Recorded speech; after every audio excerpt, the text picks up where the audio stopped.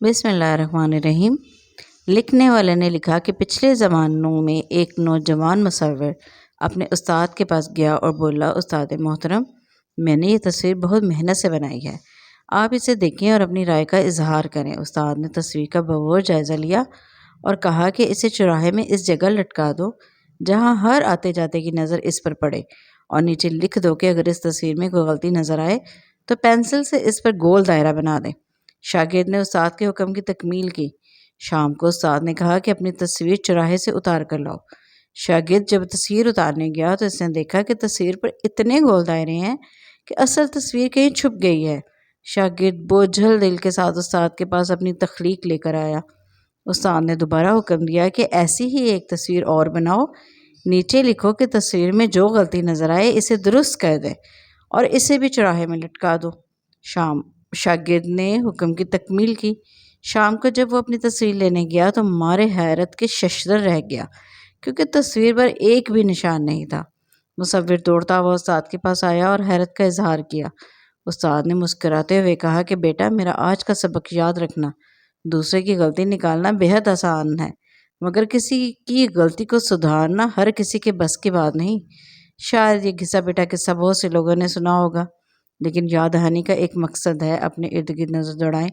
ہم میں سے ہر شخص دوسرے پر تنقید کرتا نظر آئے گا، چاہے وہ تنقید گھریلو سطح پر ہو یا سماجی سطح پر۔ ناقدین ہمہ وقت اس کام کو کار خیر سمجھتے ہوئے سر انجام دے رہے ہوتے ہیں۔ دراصل تنقید کرنا آسان کام اور کسی کو سراہنا مشکل امر ہے۔ کسی کی خوبی کو سراہنے کے لیے کھلا اور بڑا دل چاہیے، جو ہم پاکستانیوں کے پاس کم ہی ہے۔ ہم لوگ کسی کی کامیابی کو دیکھ کر برکت کی دعا دینے کی بجائے عجیب غم کی کیفیت میں مبتلا ہو جاتے ہیں۔ ہاں، کسی کی ناکامی پر اسے پرسہ دینے ضرور پہنچ جاتے ہیں، ساتھ ساتھ اسے یہ بھی باور کروا دیتے ہیں کہ یہ ناکامی اس کے کسی گناہ کے سبب ہے۔ میں نے اپنی پوری زندگی میں کسی کو دوسرے کی کھلے اور سچے دل سے تعریف کرتے نہیں دیکھا۔ ہاں، نکتہ چینی اور تنقید کرتے ہوئے ضرور دیکھا ہے۔ گھریلو سطح پر خواتین سسرال پر ساری زندگی نچھاور کر دیں گی، اولاد اور شوہر کو اپنی زندگی کا بہترین وقت دیں گی، مگر ان بیچاریوں سے ان افراد کے گلے شکوے کبھی دور نہیں ہوں گے۔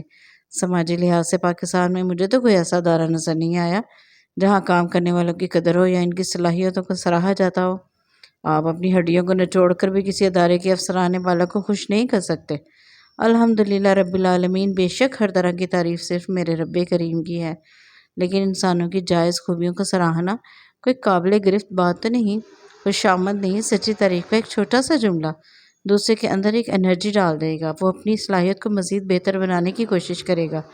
کسی کے کام میں نقص نکالنا ہم لوگوں کا پسندیدہ مشغلہ ہے، اور یہ کہ ہم بے حد بے دردی اور شفقت سے یہ کام کرتے ہیں۔